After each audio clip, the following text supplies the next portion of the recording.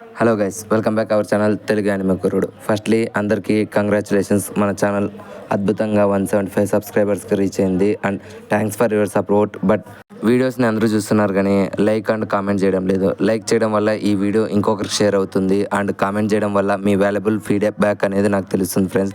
దయచేసి like are comment చేయండి. ఆ రెండిట్లో ఏదో ఒకటి చేసినా పర్లేదు, లేకుంటే రెండు చేసినా పర్లేదు. అండ్ మీకు యానిమే గురించి ఏమైనా డౌట్స్ ఉంటే ఆర్ నెక్స్ట్ వీడియో ఏదైనా చేయాలనుకుంటే ఖచ్చితంగా కామెంట్ చేయండి. నెక్స్ట్ వీడియో అది చేయడానికి ట్రై చేస్తాను. సో ఇంక ఎపిసోడ్ స్టార్ట్ చేసేద్దామా. లాస్ట్ ఎపిసోడ్ ఎక్కడ ఎండింది, ఈ ఎపిసోడ్ అక్కడే స్టార్ట్ అయింది. మన జిన్వుకి కావాల్సిన ఎలక్సిర్ ఆఫ్ లైఫ్కి సంబంధించిన 3 ఐటమ్స్ మన జిన్వుకి దొరికేశాయి. సో మన జిన్వు ఎలక్సిర్ ఆఫ్ లైఫ్ని సంపాదించడానికి రెడీగా ఉన్నాడు.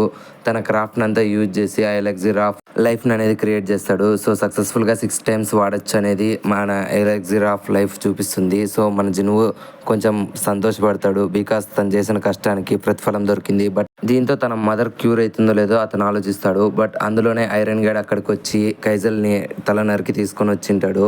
అది చూసి మన జిన్వు సంతోషపడతాడు. సో ఆటోమేటిక్గా మన సంగ్ జిన్వు ఆ డ్రాగన్ అనేది తన షాడో ఆర్మీలోకి కలుపుకుంటాడు అండ్ దానికి పేరు కూడా పెడతాడు కైజల్ అని. కైజల్ సక్సెస్ఫుల్గా ఎక్స్ట్రాక్ట్ అవ్వడంతో మన ఐజల్ పాప అనేది ఇప్పుడు మనం మన ఇంటికి త్వరగా వెళ్ళిపోవచ్చు, మన ఇద్దరం పార్టీ చేసుకోవచ్చు అని మన జిన్వుతో అంటుంది. బట్ జిన్వు మాత్రం ఇప్పటికీ తన మదర్ని క్యూర్ అవుతుందా లేదా ఈ ఎలక్సిర్ ఆఫ్ లైఫ్ అనేది ఆలోచిస్తూనే ఉంటాడు. సో తను ఇక్కడ నుంచి ఎంత త్వరగా వీలైతే అంత త్వరగా వెళ్ళిపోవాలనుకుంటాడు. సో అప్పుడు సిస్టమ్ ఓపెన్ చేసి మన జిన్వు తనకు యూజ్ అయ్యేలాగా ఏమైనా ఐటమ్స్ ఉన్నాయా అని సెర్చ్ చేస్తాడు. అందులో షాడో ఎక్స్చేంజ్ అనే స్కిల్ కొత్తగా యాడ్ ఉంటుంది. సో దాన్ని యూజ్ చేయాలని మనం డిసైడ్ అవుతాడు. అండ్ ఈ షాడో ఎక్స్చేంజ్ స్కిల్ అనేది మన జిన్వు తన షాడోలో అన్ని వేరు చోట్ల ఉంటాయి కదా, ఏదో ఒక షాడో ప్లేస్లోకి మన జిన్వు వెళ్ళి ఆ షాడో అనేది ఇక్కడికి వస్తుంది. అదే షాడో ఎక్స్చేంజ్ స్కిల్ అంటే. సో ఈ స్కిల్ని యూజ్ చేసి మన జిన్వు అక్కడ నుంచి వెళ్ళిపోవాలని డిసైడ్ అవుతాడు. సో ఐజల్కి బాయ్ చెప్పి మన సంగ్ జిన్వు అక్కడ నుంచి వెళ్ళిపోతాడు, నువ్వు ఒకదానివి ఇక్కడ నుంచి వెళ్ళిపో అని.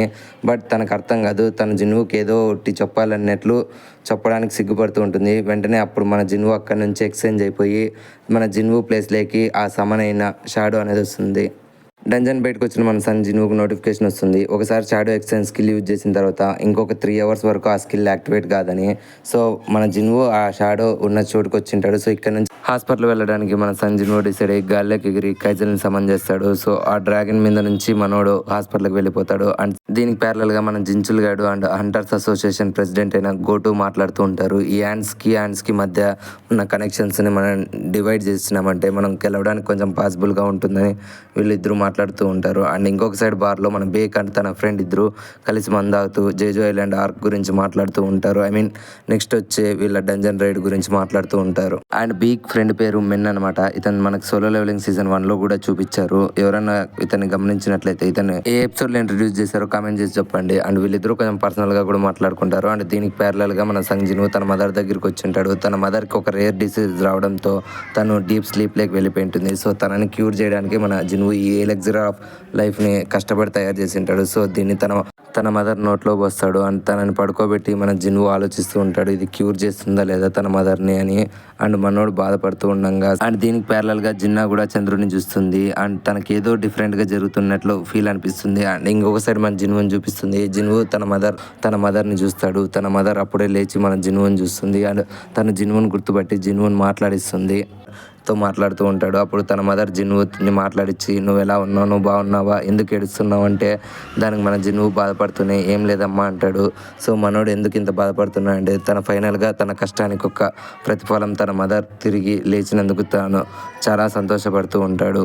And next day morning doctors అందరూ షాక్ అయింటాడు. తను ఎలా డీప్ స్లీప్లో నుంచి బయటకు వచ్చింది, జిన్వు మదర్ ఎలా బయటకు వచ్చిందని వాళ్ళందరూ షాక్ అవుతారు. అండ్ అక్కడికి మన జిన్హా కూడా వచ్చి జిన్వు వాళ్ళ మదర్ని చూసి ఎంతో బాధపడుతుంది. ఫైనల్గా తన మదర్ తిరిగి క్యూర్ అయినందుకు వెంటనే తన మదర్ నగ్ చేసుకొని ఎంతో బాధపడుతుంది జిన్హా కూడా. సో తన మదర్ తనని ఓదార్చి సరే ఇంటికి వెళ్దామని వాళ్ళు ఇంటికి వెళ్ళిపోతారు. అండ్ దీనికి ప్యారలల్గా గోటో గారు జేజో ఐలాండ్ మీద 4th రైడ్ని అనౌన్స్ చేస్తాడు. దీన్ని బట్టి మనకు అర్థమవుతుంది ఆల్రెడీ జేజో ఐలాండ్ మీద 3 రైడ్స్ ఫెయిల్యూర్ అయినాయని. సో ఈ 4th రైడ్ సక్సెస్ఫుల్ అవుతుందా లేదా అని చాలా మంది ఆలోచిస్తూ ఉంటారు. అండ్ ఈసారి మన గోటో చెప్తాడు ప్రతి ఒక్క హంటర్ దీనికి హెల్ప్ చేస్తే మనకి అడ్వాంటేజ్గా ఉంటుంది బికాస్ హ్యాండ్స్ చాలా డెవలప్ అయ్యాయి, ఇప్పుడు అవి గాల్లో ఎగురుతున్నాయి అని చెప్పడంతో అందరూ భయపడతారు. అండ్ ప్రతి ఒక్కరు తన కంట్రీని సేవ్ చేసుకోవడం కోసం హంటర్స్ అందరూ రావాలని మన గేటో అందరినీ అడుగుతాడు. సో హంటర్స్ అందరూ ఆలోచిస్తారు, మన చేతనైనంత సాయం చేద్దామంటాడు. అండ్ బేక్ ఫ్రెండ్ కూడా ఆలోచిస్తాడు. రాత్రి వీళ్ళిద్దరూ దాని గురించి మాట్లాడుకుంటారు. బట్ బేక్ మెన్నను రమ్మని చెప్పిండాడు. బట్ అక్కడికి జించులు వచ్చి పరిస్థితిని గురించి తనకు చెప్తాడు. ఇటువంటి ఒక హీలర్ రావడం వాళ్ళ జేజో ఐలాండ్ రైడ్కి సక్సెస్ఫుల్ అవుతుందని చెప్పడంతో మెన్న ఆలోచిస్తూ ఉంటాడు వెళ్ళాలి అని. దీనికి ప్యారలల్గా జిన్వు మదర్ జిన్వుని తీసుకొని వచ్చి వాళ్ళ ఫ్యామిలీకి వస్తుంది. బట్ వాళ్ళ ఇండ్లంతా చిందరవందరంగా ఉండడంతో జిన్వు జిన్నాను తిడతాడు. బట్ జిన్వు మదర్ ఆపి ఏం పర్లేదు నేను త్వరగా సెట్ చేసేస్తాను అండ్ డిన్నర్ ప్రిపేర్ చేస్తాను, మీ ఇద్దరికి రెడీగా ఉండండి అని చెప్తాడు. అంతలోనే మన జిన్వుకి హంటర్స్ అసోసియేషన్ ప్రెసిడెంట్ అయిన గోటో ఫోన్ చేస్తాడు. మన సంగ్ జిన్వు మాట్లాడతాడు గోటోతో అండ్ మన గోటో సంగ్ జిన్వుని ఇన్వైట్ చేస్తాడు. దానికి మన జిన్వు కూడా సరే వస్తున్నాను అంటాడు. నెక్స్ట్ సీన్లో మనకి జించుల్ అండ్ గోన్ చూపిస్తారు. వీళ్ళిద్దరూ మాట్లాడుతూ ఉంటారు. థామస్ కాన్ఫరెన్స్కి వస్తాడని మనం ఊహించలేదు. బట్ థామస్ జేజో ఐలాండ్ రైడ్కి రాకపోవడం నాకు చాలా బాధగా ఉంది. అతను వచ్చిండే మనం ఈజీగా గెలిచిందము, ఎందుకంటే అతను ఒక్కడే ఒక మిలిటరీతో సమానం అని చెప్తాడు. అంతలో మన జిన్వు రావడంతో మన ప్రెసిడెంట్ జిన్వుని పక్కన పిలుచుకొని వెళ్ళి జేజో ఐలాండ్ రైడ్ ఇంకో 4 రోజుల్లో స్టార్ట్ అవుతుంది, నువ్వు కూడా మాతో వస్తావా అని అడుగుతాడు. దానికి మన జిన్వు ఎస్ఆర్ నో చెప్పే లోపల ఒక స్ట్రాంగ్ ప్రెజెన్స్ ఫీల్ అవుతాడు.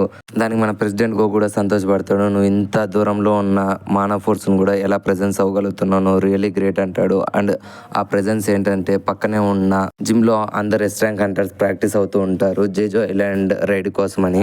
దాంట్లో భాగంగా మన బేక్ ఒక హంటర్తో ఫైట్ చేస్తూ ఉంటాడు అండ్ వాళ్ళిద్దరు ఫైట్ కొంచెం సీరియస్గానే ఉంటుంది. బట్ ఒకరినొకరు గాయం చేసుకోకుండా వాళ్ళిద్దరూ సీరియస్గా ఫైట్ చేసుకుంటూ ఉంటారు. అండ్ వాళ్ళిద్దరు ఫైట్ని చూడడానికి మన జిన్వుని పిలుచుకొని ప్రెసిడెంట్గా వస్తాడు. అండ్ ఇంతలో అక్కడికి చాయ్జంగ్ వస్తాడు. అండ్ చాయ్జంగ్ మన జిన్వుతో అంటాడు మన బేక్ అదే పని ఓడిపోయాడు, బేక్ తలుచుకుంటే తన అపోనెంట్ని ఈజీగా ఓడిచ్చేస్తాడు అని. వీళ్ళు ఇలా మాట్లాడుతూ ఉండగానే అక్కడికి జపాన్ హంటర్స్ వస్తారు. వాళ్ళ దగ్గర 10 మంది వచ్చింటారు. సో వాళ్ళల్లో ఒక అమ్మాయి మన జిన్వుని చూసి ఎవరు అతను అని అనడంతో అప్పుడు హానికావా వచ్చి తన సంగ్ జిన్వు రీసెంట్గానే కొరియాలో 10th ఎస్ ర్యాంక్ హంటర్గా గుర్తింపు వచ్చింది అతనికి. అండ్ అక్కడికి చాహే అండ్ ఇంకొక హంటర్ కూడా వచ్చేసింటాడు. అప్పుడు గోటో హనేకావాతో అంటాడు, సో ఇతనైనా సంగ్ జిన్వు అంటే అని. ఇతను ఏ టైప్ హంటర్ అని మన గోటో ఆలోచిస్తూ ఉండగా అప్పుడు హనేకావా అంటుంది తిను షాడోస్ని సమన్ చేస్తాడు అని.